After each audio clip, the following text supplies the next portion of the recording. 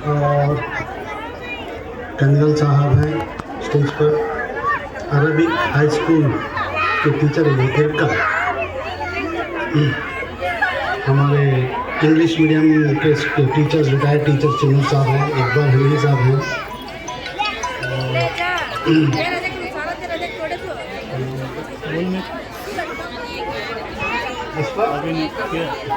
अशफाक अख्तर साहब और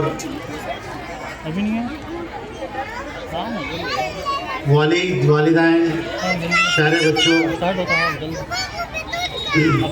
मैं आपका ज़्यादा वक्त ना लेते हुए आपको चंद चीज़ें मैं बताता हूँ मेरे तजुर्बे के मुताबिक। आज का दौर कैसा चल रहा है आप लोगों को पता ही है। इस मौके पर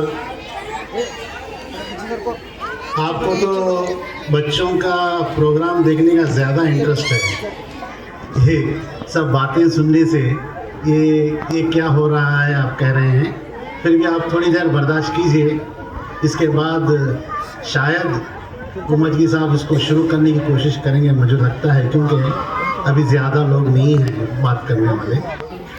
तो एक तो बच्चा है, एक तरफ टीचर्स हैं, एक तरफ मैनेजमेंट है। इन तीनों मिलकर हम लोग बच्चे को पढ़ा लिखा कर एक काबिलियत बनाना, कैसे बनाना, उस पर कैसी निगरानी रखना, कैसे गौर करना, ये सब चीज़ें शायद आपने तो बहुत दिनों से सुन रहे होंगे। आपके बच्चे शायद हो सकते हैं 8th में हो, 7th में हो, 6th में हो। अच्छी तरबियत देना सब वालिदैन का एक ख्वाब रहता है।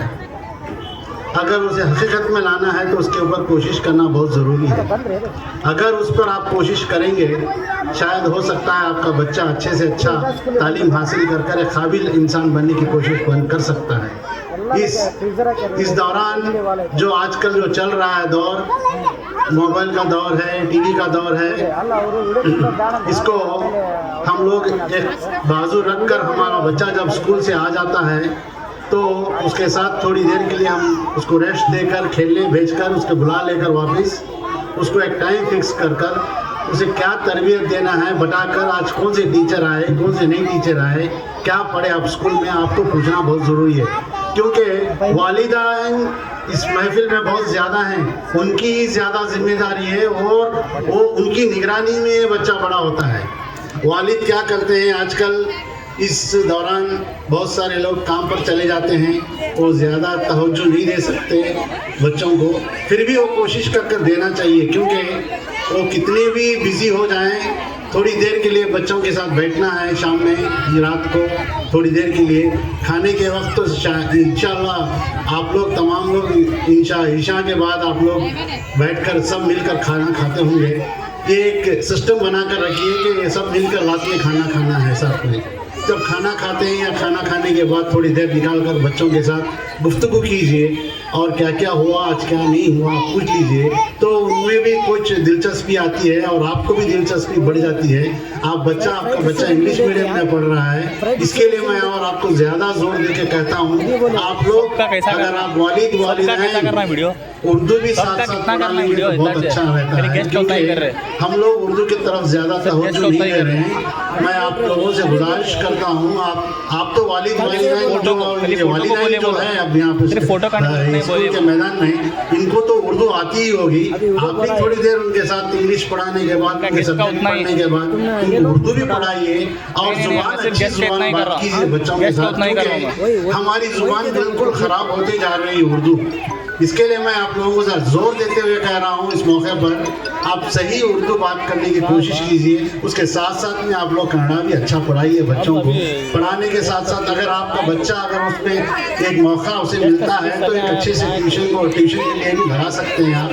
उसे कोशिश कर बच्चों पर ज़्यादा ध्यान देना एक आप लोगों का ड्यूटी होती है, आपकी पेरेंट्स की।